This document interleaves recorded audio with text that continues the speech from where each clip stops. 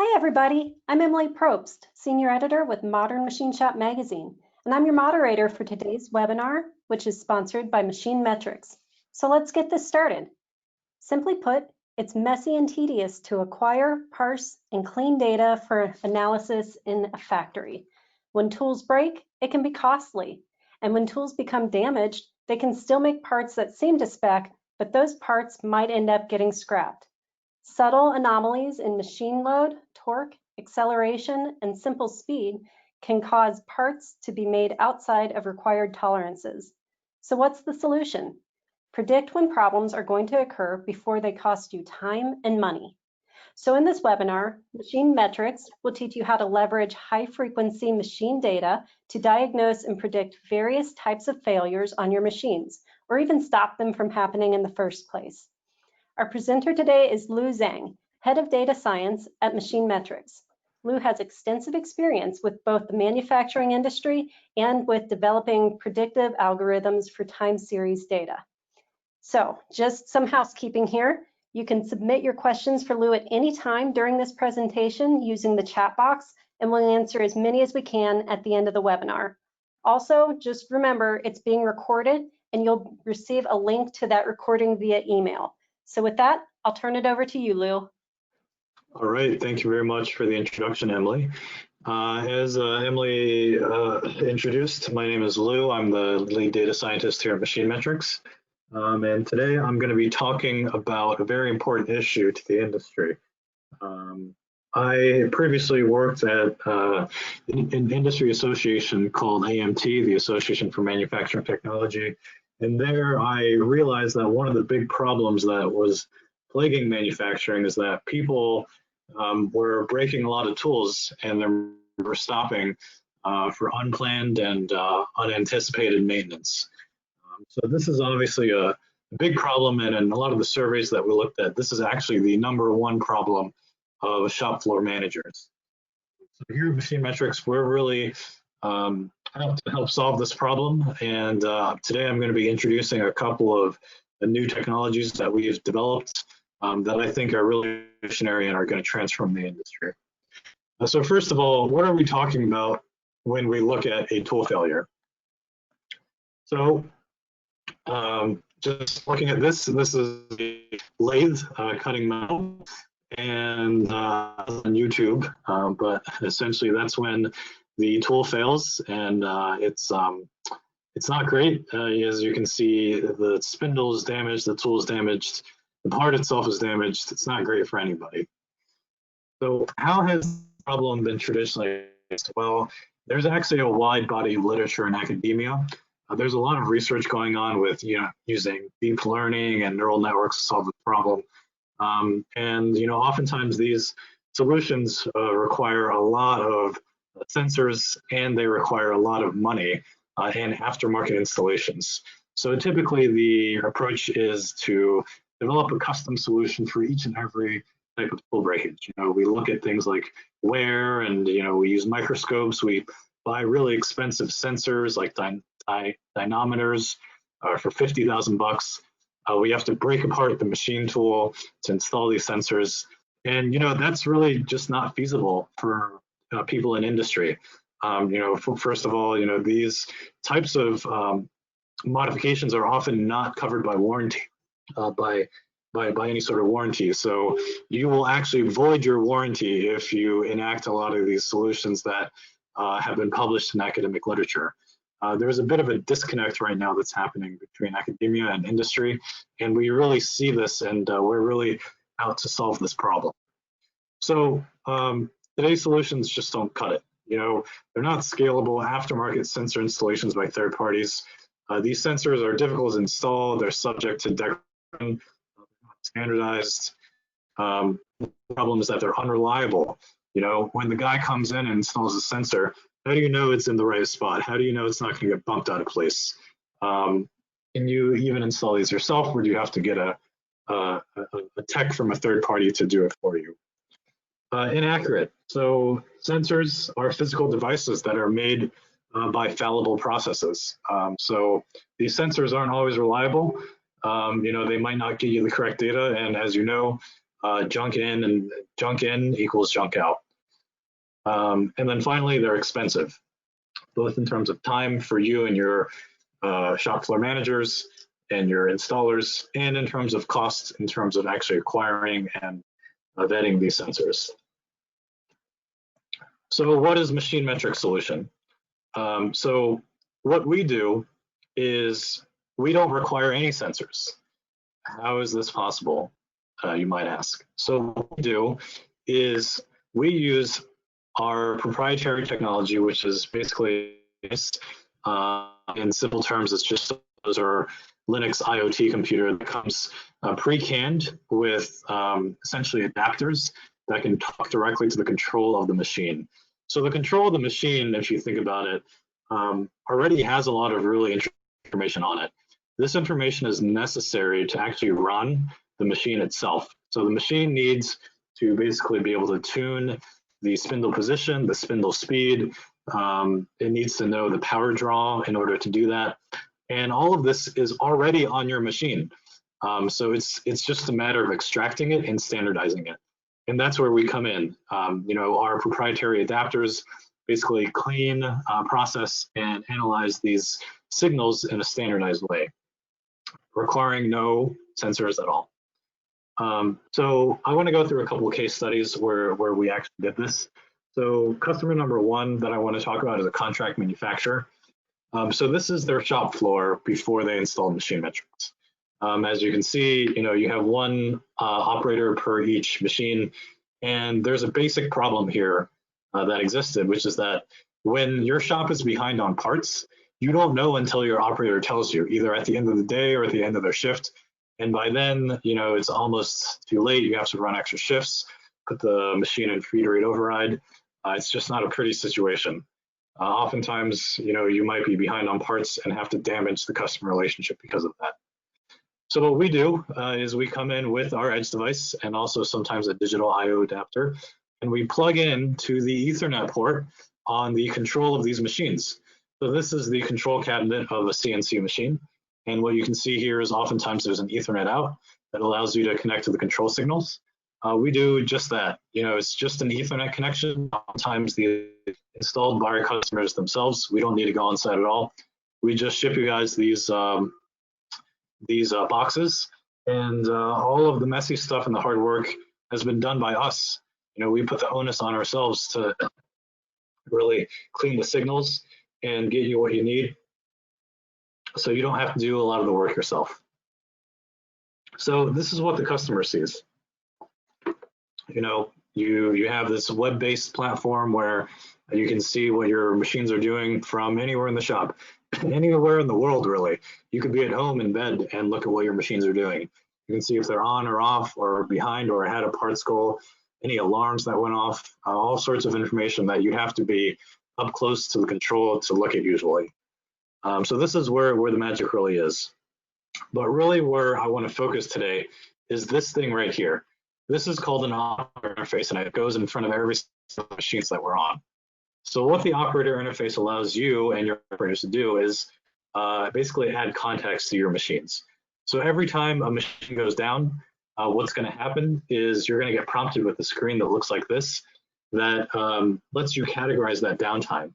So we know exactly what downtime there is, why that downtime happened, and for how long that downtime was. So this is that contract manufacturer's downtime for February. As you know, there's tons of catastrophic failures and tons of breakages. So what's our approach to all this labeled data? Well, let's take a step back first and think about what a machine is doing when it's machining a part. So this is a machine that's making a screw. There are 6 tools involved with this. All right, and for each of those tools, there's a certain amount of power draw that goes with that. So for each period, you can see that there's a certain amount of amperage that's being extracted to make that part. So what we do, if you remember from calculus, is we integrate the area under the curve for each one of those tools. And the integral of the area under the curve is basically how much energy is being consumed during that. So you can imagine when we string all these together, what we see is a curve like this.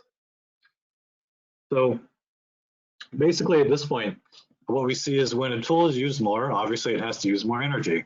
A suitable analogy is when you are writing with a pencil and it gets dull, you have to use more and more force. Same deal happens with a machine tool. This look like over many parts. So this is 10,000 parts, and you can kind of see our theory playing out.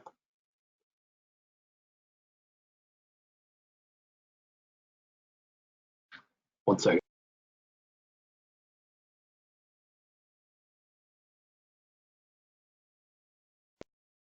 So you can kind of see our theory playing out here. Each one of these black lines is a tool failure. And you can see that in front of every single tool failure, you see a huge spike in load.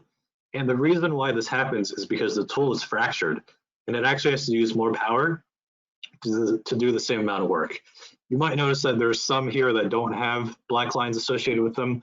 And these are actually instances where the operator failed to annotate correctly that there was a tool failure.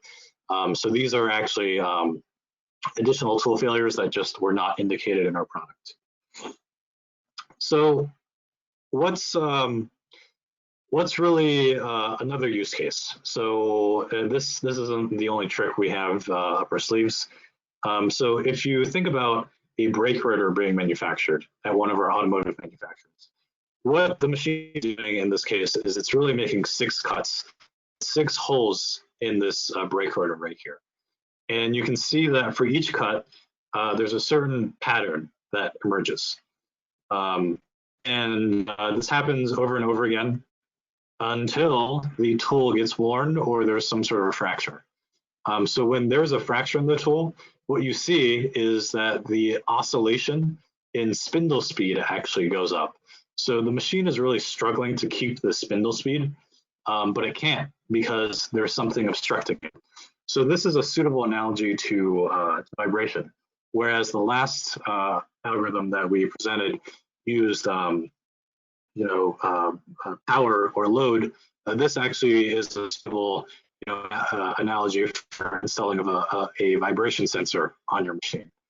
So as vibration goes up, we see that bad cuts start. And when bad cuts happen, you have a bad finish and you have to discard those parts, but your tool is also about to break. So really, there's an algorithm we can develop that basically quantifies the amount of variability in each one of these cuts. And you can see when variability surpasses a certain threshold, and you can basically put a threshold on that and say we're going to stop the machine when this happens. So what's interesting about this is we've presented 2 different types of algorithms, but there's 3 other types of algorithms that you could experiment with yourself. So we give you the possibility of not just doing this through us, but we can expose this raw data, this high frequency data, and allow you guys to use your own data scientists and your own analysts to develop your own algorithms for this. So what's the result of this? So what's amazing is that we can actually tell people when their tools are about to fail. You can see here that I emailed one of our customers and I said, our algorithm just triggered, watch out for tool failure. And lo and behold, 7 minutes later, their tool indeed did fail. And we can also tell exactly how many scrap parts they're going to have as well. So this is really revolutionary if you think about it. There's no sensors involved. We deployed this application for this particular customer, Bob, during the pandemic. So we never stepped foot on their factory floor at all. We did this completely remotely. So that's what makes this a scalable and standardized solution. So option 1 out of the box is what I just covered. We install the adapters, we acquire the data, we look at the data and select the algorithm, and then we can deploy the data, at the customer site with a feed hold or with any type of stoppage to the machine or just a text message. So option 2 really is the crowdsourced approach. So a lot of large companies now have in-house data science teams. And what we do is we expose the data through AWS S3, which is a data warehouse. your data scientist can access this kilohertz level data and consult us as needed, but develop your own algorithm really, and we'll help you deploy that onto your shop floor when it's ready. So what's the conclusion behind all this? Well, really, it's that unplanned downtime is really expensive, and we can predict when it's going to happen before your machines fail. So it's a huge time saver. You know, you can analyze problems remotely from your computer, optimize tool usage, predict tool failure.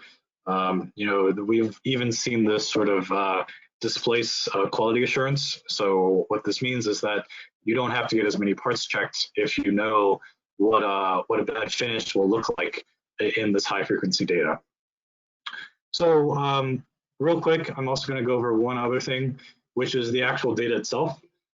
So as you can see, you know, this is a plot of high frequency data, and every single one of these points here is 1 millisecond worth of data.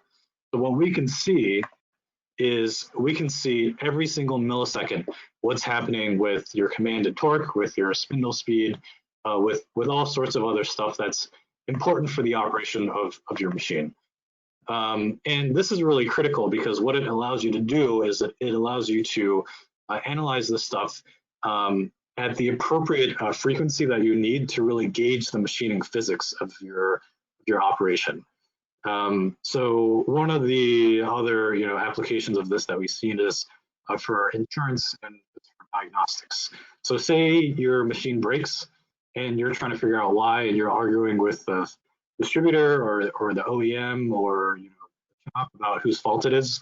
If you have this data, you can accurately diagnose exactly what happened during those couple of milliseconds that the machine failed. Perhaps there was a bar kink that caused your torque to go up. And so, you have that as a tool in your arsenal to kind of back up any claims that you might have. And then finally, really, this is just one example of what we have, but really the possibilities are endless. We're exploring all sorts of other algorithms and all sorts of other possibilities for this that really haven't necessarily been discovered yet. We're counting on a crowdsourced industry approach for discovery, and that's where the excitement of is. So I can dive more deeply into some other applications of this, including some additional technical material. But before I do that, I really want to take any questions that you guys might have. So if you guys have any questions, please feel free to ask them now. All right. Well, thank you, Lou. It looks like we do have a couple of questions already, but just so you know, there is still some time for you to submit one. Just type it into the question pane at the right of your screen, and we will do our best to get to it. So let me see. The first question for you, Lou, is how do you get the system set up? Yeah, that's a great question.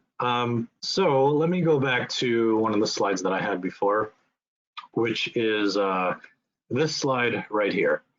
So system integration has previously been a huge pain for manufacturers. You guys have historically, might have had to call in like SAP or Hitachi or some other big company.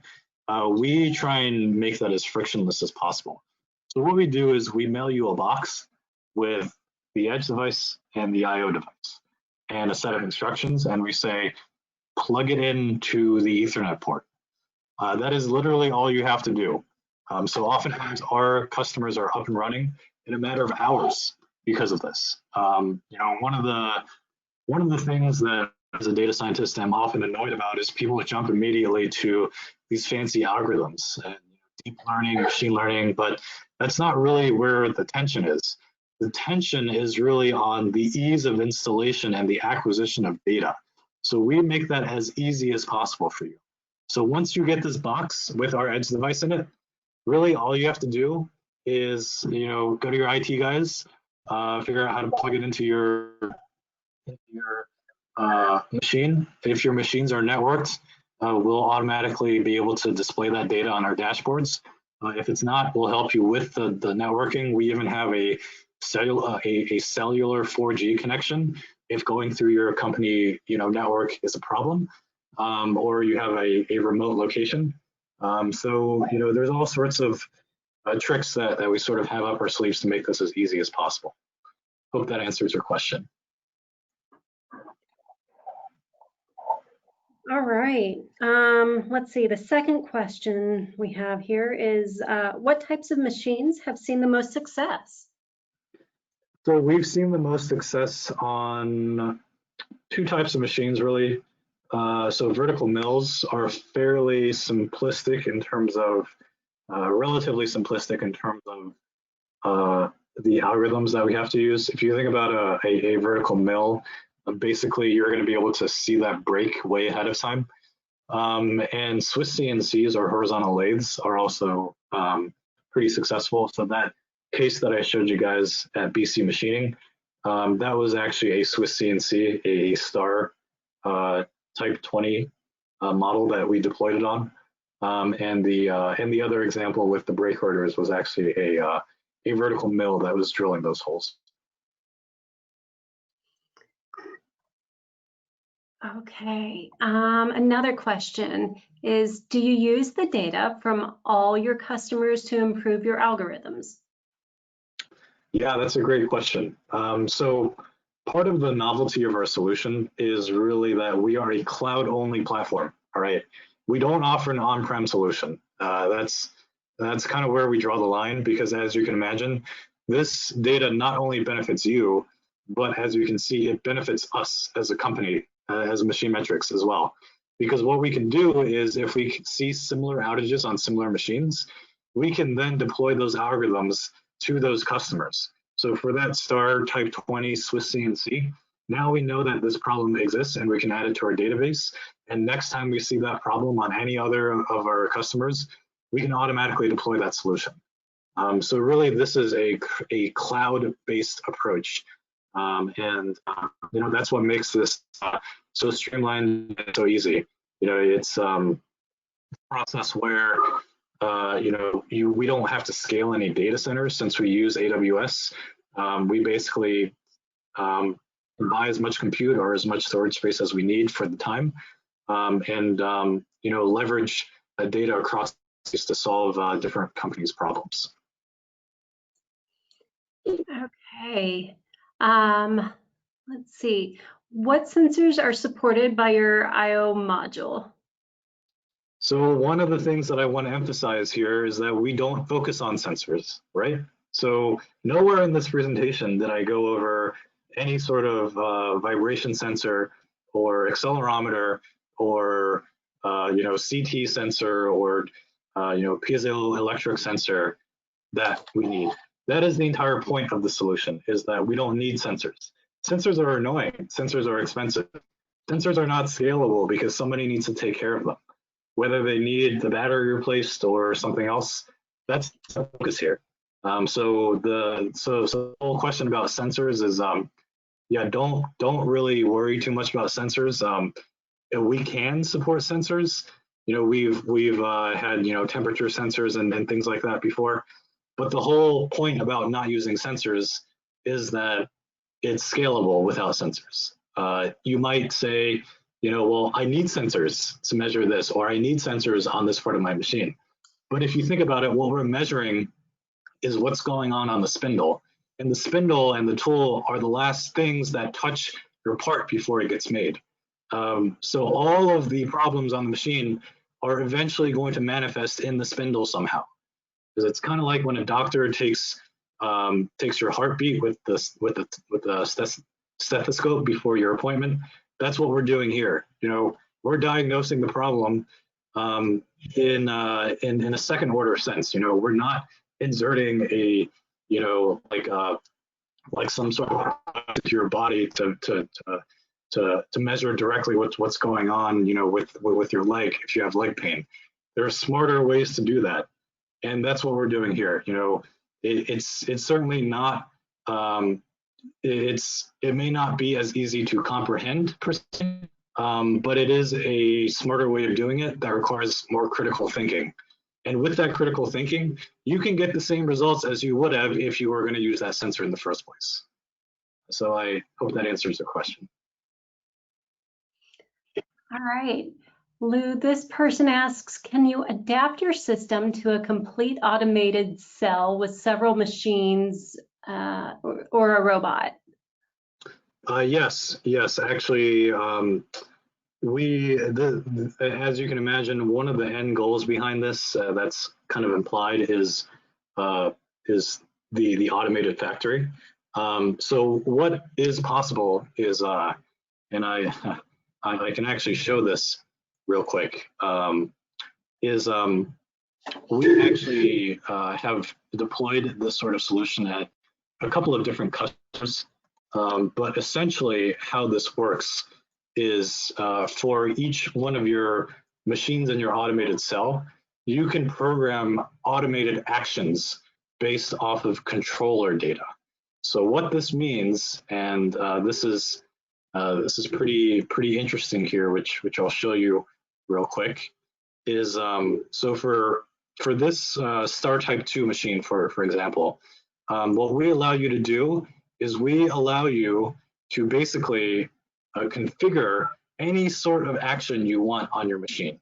So what this is saying is, when the load threshold goes over 3 million, set the macro variable in your G-code program to 600, and what this person did is inside of their G-code program, what they say is when the macro variable equals 600, you execute a different set of G-code commands. So M99 is a feed hold. So basically what this means is when our threshold passes 600, what we do is we can then execute any series of G-code, any series of commands on your machines.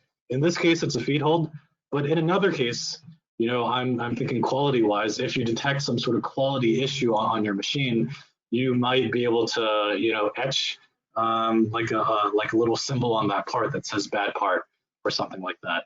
Or a even bigger vision behind this is an entirely automated factory where, based off of different triggers on your machine, based off of different states of the control, you can fork your G code to do different things. So for example, you might see that a couple machines are behind. And so if you can ingest the fact that, the number of parts in your job is behind by 50, you can speed up the feed rate in your G code on some other machines in order to compensate for that. So the vision behind this is really that you're enabling an automated factory, and that's the real exciting part behind this. I hope that answers your question. Okay, next question is there a feasibility of having vibration sensors attached to this? It is feasible. However, going back to my thesis, vibration sensors are annoying to tune. As you can imagine, how do you make sure that it stays in place? If it's a bad sensor, who's going to change that sensor? This really requires kind of like a paradigm in terms of thought. So what we're measuring here via the spindle speed is essentially vibration. So why do you need your vibration sensor in the first place? It's to measure things like this. Why do you need your vibration sensor if we can get this straight off the control, right? So just to kind of hammer that point in, one of the common things that we do see is that these sorts of questions do pop up. I've been using this sensor, I've been using this other sensor. How do we integrate that with your platform? Well, the whole point is that you don't need those sensors anymore. I can imagine that you don't like dealing with those sensors, I guess a suitable analogy to why this is equivalent to a vibration sensor is actually we use similar algorithms that you would use with your vibration sensor. So we use something called a Savitsky-Golay filter, which basically quantifies the degree of vibration that's happening in your signal, and you get the exact same statistics as you would if you use the vibration sensor. So that's where the magic of this really is. So I know it's hard to sort of get out of that mindset, but really it's very expeditious once you realize that you don't need those in the first place. All you need is this Ethernet hookup right here. It's amazing, I know, but it's the technology that we're introducing to the market right now. Okay. Another question, does this require MT Connect to be on the machine? It depends on your machine, but generally the only thing this requires is, right now we've specialized in FANUC controls. So I know FANUC has, 70 or 80% of the CNC market. So for the vast majority of CNC machines, it's not a problem. So we actually, as long as it's a FANUC machine, we should be able to handle everything past that point. Cool.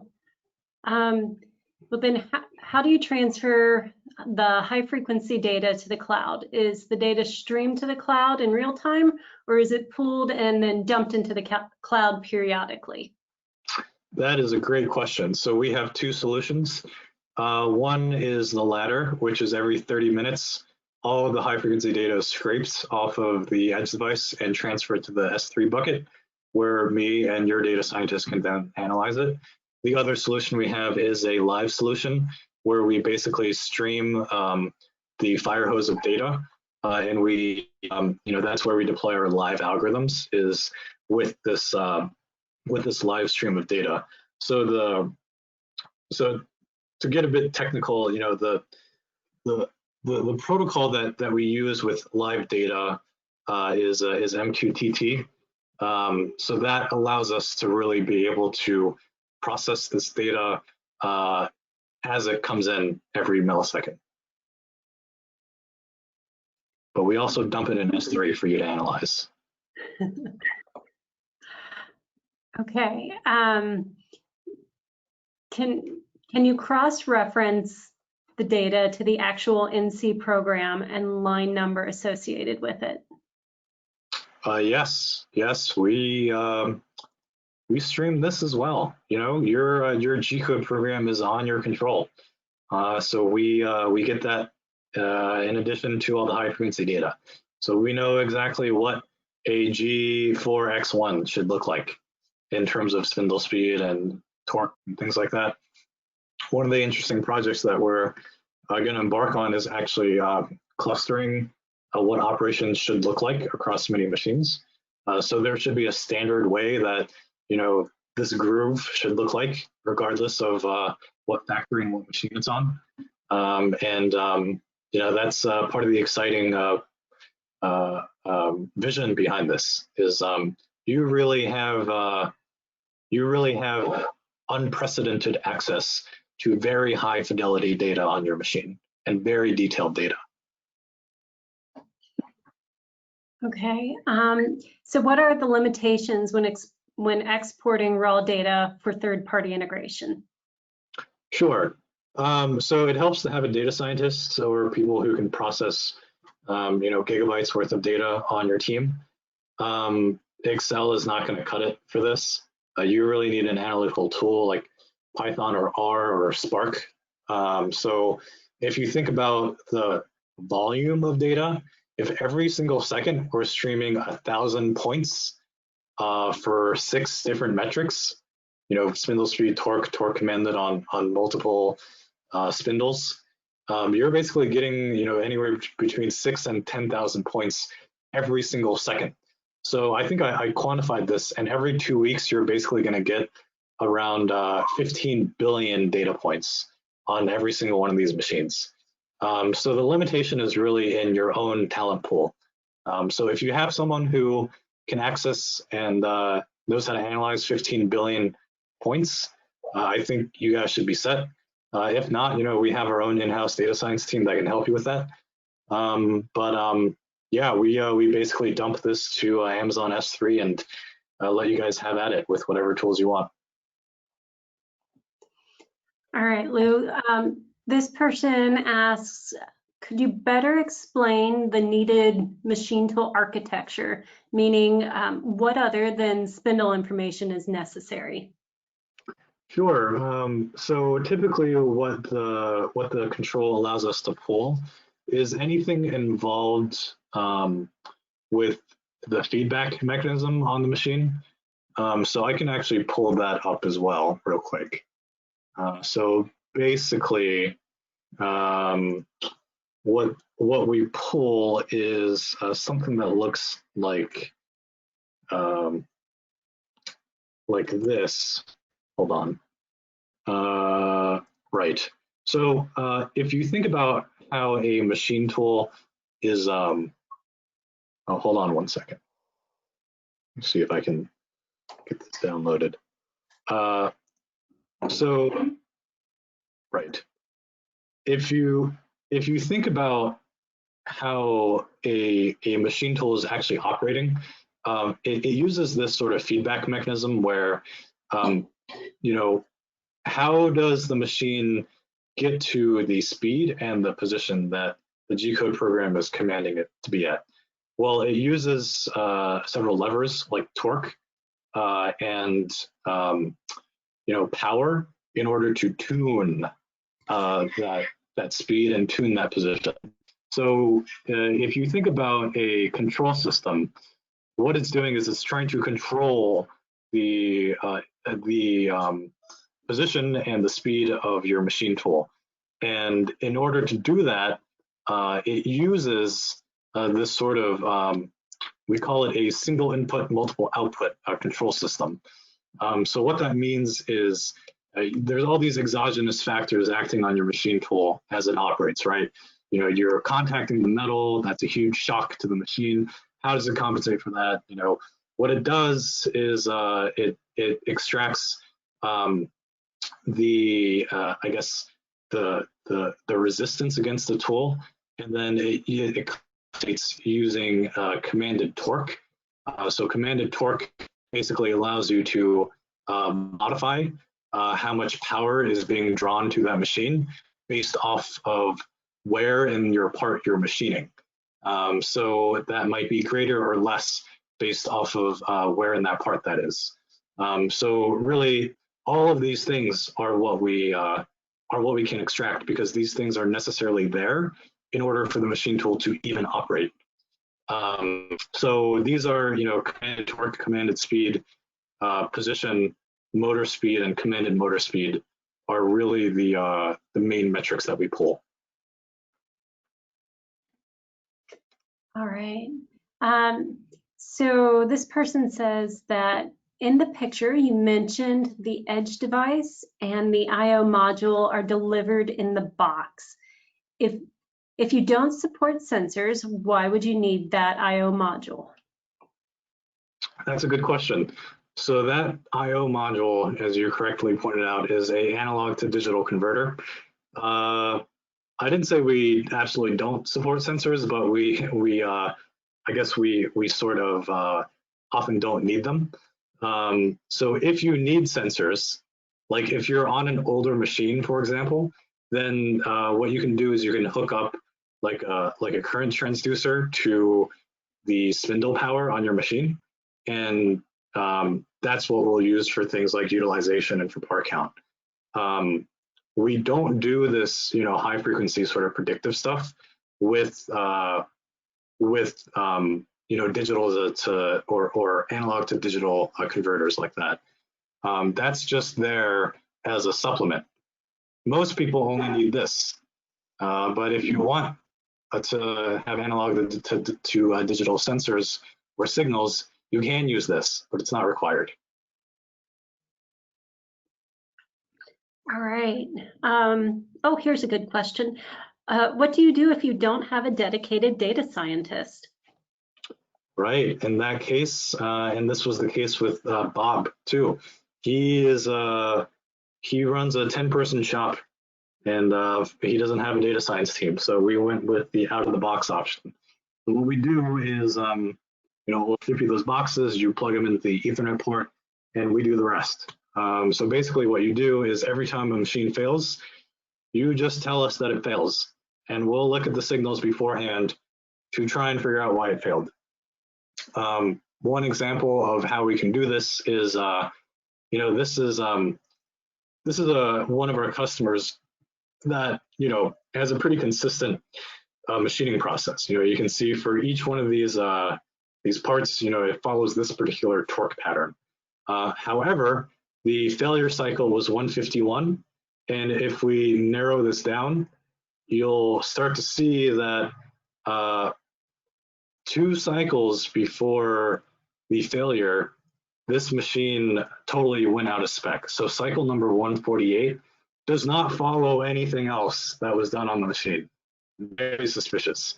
So we'll look at this stuff and we'll say, we will come up with an algorithm for you in order to tell you when your machine is about to fail.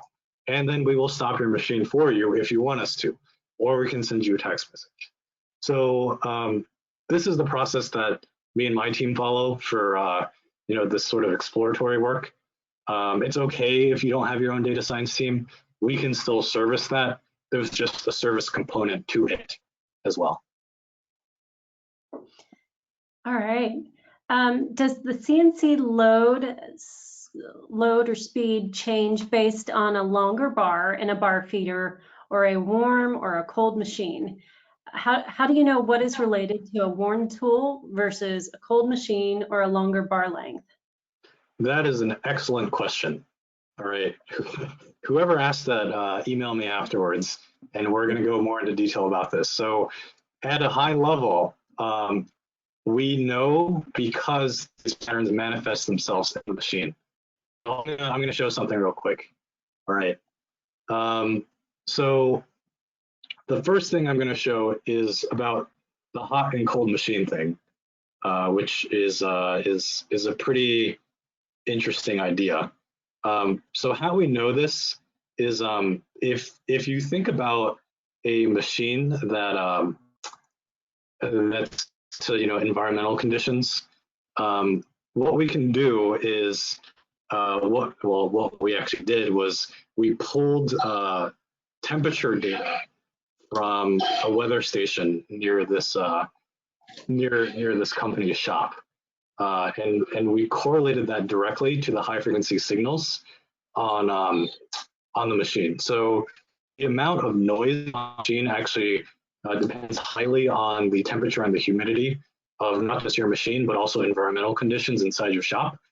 We see about a 50, 30, 40% modulation based off of that. So we can actually see this, when we pull in temperatures from NOAA and weather stations, and we can then account for this. We have an API that can pull data from NOAA, and we'll say, when it's hot, use this algorithm. When it's cold, use this particular other method. So this is it's a really great question, because this is something that we've definitely thought of. And I think the second part of your question was, Emily, if you don't mind repeating that, just so I get it right, what was the second part of the question?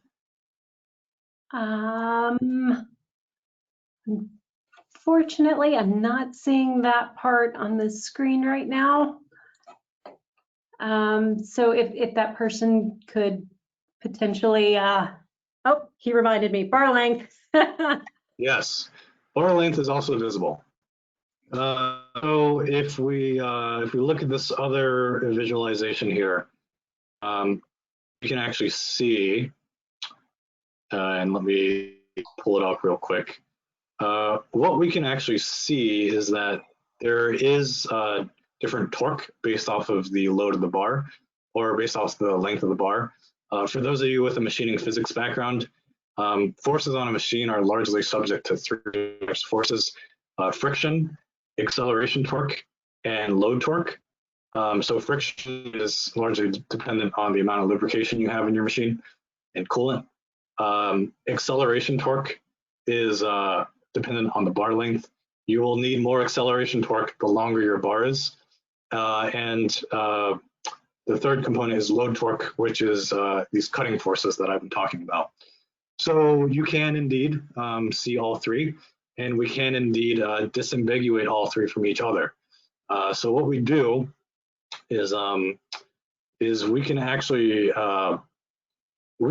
clean your signal into 3 different signals one for friction, one for torque, or one for acceleration to your bar feeder, and one for low torque to cutting. So bearing that in mind and pulling up the picture here, what we see is that, yeah, okay, so here is the picture that we see. So this is the first thing I'm going to show you guys, which is, yes, you're right, this is a bar feeder, and you can see that the torque is higher when the bar is new, and the torque is lower when the bar is old. A smaller bar takes less torque to spin. We all understand that, I think. Now, what I'm going to show you next is the cleaning method that we use for that, which is that we can actually subtract the torque from the acceleration using some proprietary cleaning algorithms of ours. So you can see that originally there's all these bumps and modulations due to the bar changing. The orange line is purely load torque then at this point, and the green line is purely acceleration torque due to the bar itself. So using some applied knowledge of machining physics, we can actually disambiguate these signals from each other, so you have only the signal you need to measure applicable forces that may cause a tool failure. All right, here's another question about high frequency data collection. Is this available now?